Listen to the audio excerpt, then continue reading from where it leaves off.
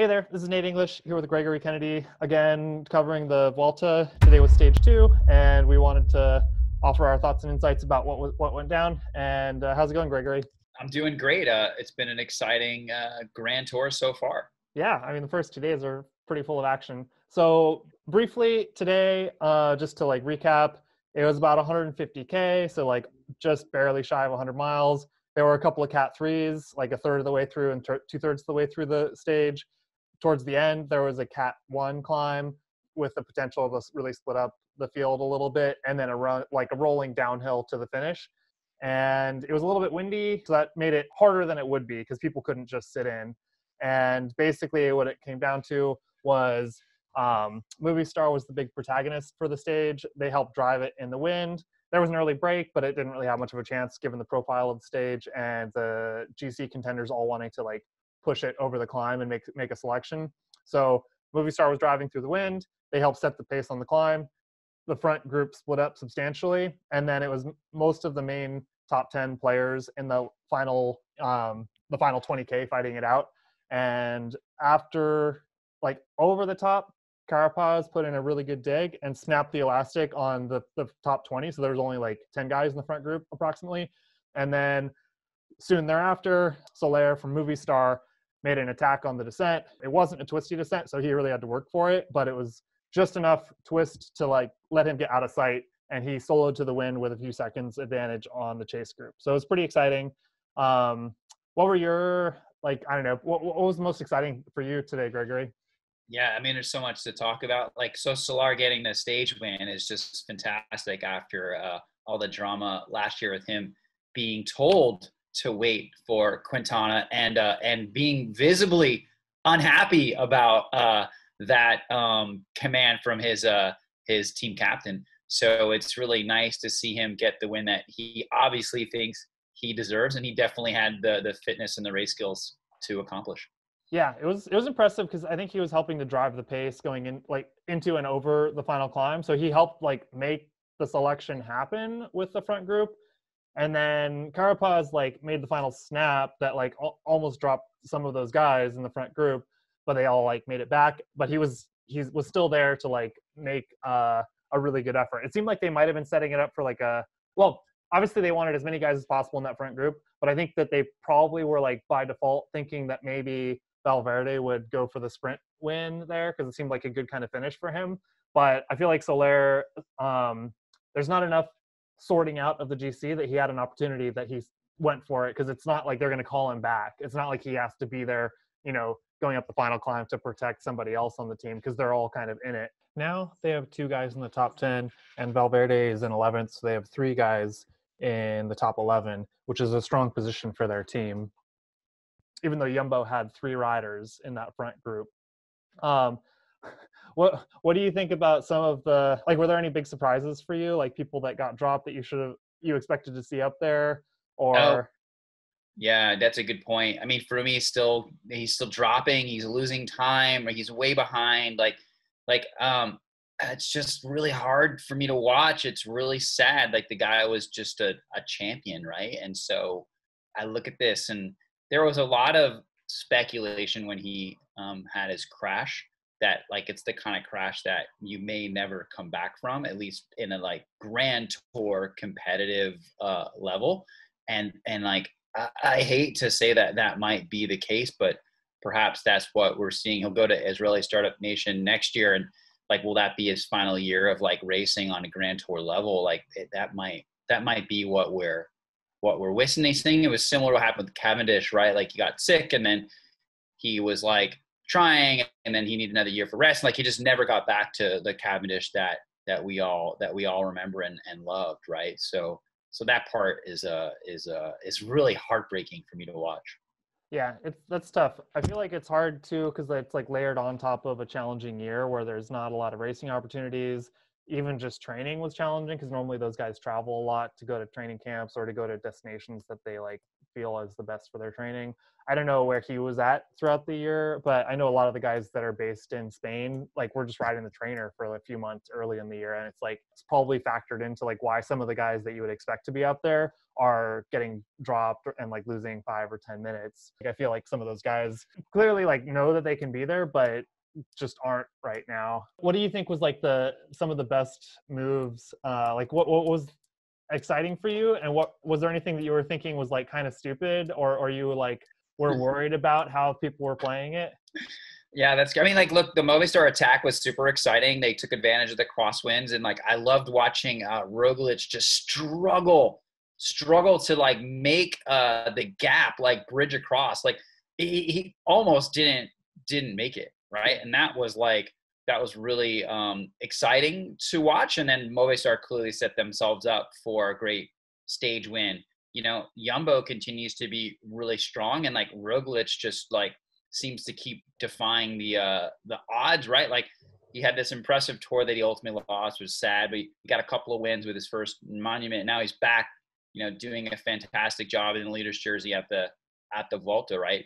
You know, I think on the Jumbo side, the story with him, Roglic, and then Tom Dumoulin is fascinating. With Dumoulin, like, at least going into the race saying like, I want to go for the GC, which was, I think, a bit of a surprise. And like, I think Dumoulin at this point might be a little bit disappointed with his performance. Yeah, it's tough. I feel like him and Froome, it's hard to say. Like, they've had a first couple of days that are challenging, and I feel like the most spectacular version of this, where somebody comes into a race not in totally good form, but then shows some good form later, was like when Contador won the Giro, when they were going to do the tour, but then they got kicked out. And then at the last minute, they went to the Giro and he was able to win. But the first week, you could see he was like scraping by, like getting it in the front group, but wasn't able to do anything until like a week in. I feel like with both of those guys, it's like, maybe they're just not going to be any good, but maybe they just need, you know, a little time to get some intensity and, you know, get dropped a few times, but maybe they can go for some stages or like do some really good work later in the week. But it'll really suck if Jumbo like doesn't have a couple of guys because they're just not in good shape, and maybe Movistar is just a deeper team, and maybe Roglic should win because he's the strongest, but maybe he can't because it's only him and Kuss and Bennett. Perhaps we'll see. Because like it seems like those guys didn't have it together as much as Movistar in the crosswinds today, and also in the last group at the end. Like, Kuss and Roglic were like firmly in the front group. Bennett was like barely able to make it there. Like, he had to chase back a little bit, but it'll be interesting. Also, Movistar had like, I think, a little extra motivation because I think they're based out of that region. So I think some of those riders, like, I don't know, it's like a home turf for them a little bit, which is true for, I guess, the race as a whole. Like, they're from northern Spain, so it's like they really want to win as much as they can. Yeah, there's a lot of pressure on them to win every year, right? And this one's all in the north, mostly in the Basque Country, and a lot of those guys are from there. So yeah, I think from Movistar, you know, they always want to have a great showing at the Vuelta. Yeah, and I feel like of all the teams, like looking at the riders on the team, like that one seems to be one of the ones that retains their riders the most and is kind of the most coherent and has the most continuity from year to year. So like some of those guys, you know, spend like 10 years or more entirely on that team. So I feel like there's like an extra like family dynamic on that team that's a little bit more than some of the other teams where people just stick around for like a year or two and they shuffle teams all the time. But yeah, it was pretty exciting. And just like in the big picture, it's crazy to see that only in the 2 days, like I thought it would break up some and they would lose some guys, but I didn't think it would break up this much. So you have to go down, like David Gaudu is in 23rd in the GC and he's 320 back. But by the time you get down to 30th in the GC, there was already a 10-minute split. So like there's really only like 20 guys that are even remotely like within striking distance in the GC, and probably only like, you know, 10 that have a good chance of staying up there, you know? So it's pretty exciting so far. I feel like I don't know. Do you have anything else for today? I was just going to like take a look to tomorrow and maybe ask for a pick for what you think might go down. The only thing that I'm disappointed this year is doesn't appear to be any team time trial, and that was always one of my favorite things about the Vuelta. Yeah, they added it to the Worlds a few years ago, but it's like not. It's just never contested nowadays. I feel like that used to be a big thing in the Tour and the Vuelta, and then nobody does it now. Yeah, like we don't really do it in the U.S. either. It's particularly like, I mean, not that cycling's huge here, but in competitive cycling in the United States, like the team time trial is not something that we really partake in. It looks cool. I love watching it. My wife loves watching the team time trial. It's like haute couture fashion show with like the coolest aero gear you've ever seen. Like they all look like space aliens or something. And then the precision of them all riding together and the speeds they hit. I just love it. And so maybe that's the one thing that I'm missing out on. But for me, this Vuelta is just like it always is. Like it's exciting. There's lots of drama. You know, you're always trying to figure out like what's Movistar's angle on it. And then you've got all these people who you know are trying to do their best, but it usually splits pretty clearly in this race because it's at the end of the year. People are tired. Yeah, I just thinking about like drama and the challenges. I feel like there's a lot of teams that at the dinner table, like yesterday and today, they're just like, oh man, like we just are getting our butts kicked because like they got dropped on the first stage. Like they don't even have anyone in the front group. Like they have riders crashing out in the rain or getting dropped in the wind and just like murdering themselves just to even be in the race today. It's something. And like looking at EF, like I don't know, as Americans, it's like fun to see them do well because it's like on balance, it's a more American team than most. But it's like I don't even know, like is TJ in the race at all? Like I haven't seen him at all. Woods crashed on the first day, and then Hugh Carthy is a surprise. He's fun to watch, but like today when Carapaz attacked over the last climb, like Hugh was like he was gapped off a little bit. He chased on and he was okay, but he was working, and on the descent he got gapped a few times. He was like hanging out the back of the group, and I don't know if he was having trouble with his brakes or with his bike, or if he just didn't have the confidence because the roads were a little bit wet and it was like just a little bit twisty. But it's like it looked like he was working to stay in the front group when he should have just had a free ride.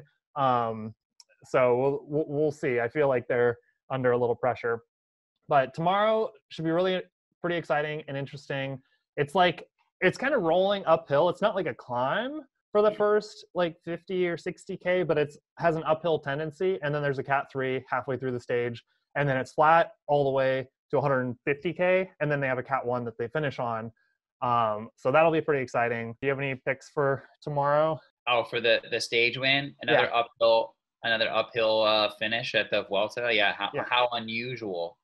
Um, no, it's pretty interesting. It's basically the people you've seen. I think like you know what starts to happen as a race goes on is the GC separate out the race and the rest of the other people, and so they start to give the stages or give they're clearly tired and there's no need for them to work to win the stage. So we're still pretty early in it. I think that Roglic and some of the other leaders like really need the time, and so they should win tomorrow. Like I guess I'll just double down on Carapaz. I think he's doing a great job, and if he got the stage win tomorrow, that might catapult him into the red jersey, and I'd love to see that.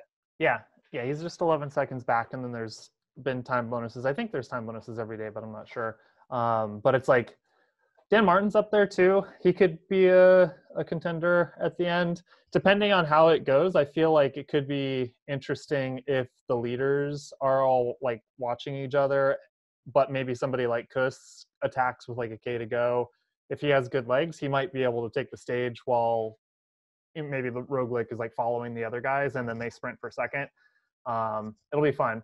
I bet it's going to split up a good bit because it actually finishes like on the climb instead of after the climb. I feel like Hugh Carthy will be up there, but he'll get dropped near the end. I feel like Kuss, I'm really interested to see what he does. I feel like it's going to be between maybe Roglic, Carapaz, and Martin because like they're just the strongest climbers. But I don't know. Roglic seems really strong. I feel like he might take it. We'll see. I'm just picking something different than Carapaz because think you're he's picking I him. think I think Roglic's weakness is like he comes on too strong in the Grand Tour, and He like starts and out too hot, or yeah, they started racing like it was. I was shocked actually the first day. I was like, whoa, this is like full on racing. Maybe because it's 18 days, or maybe just because it's gotten more competitive, or who knows why.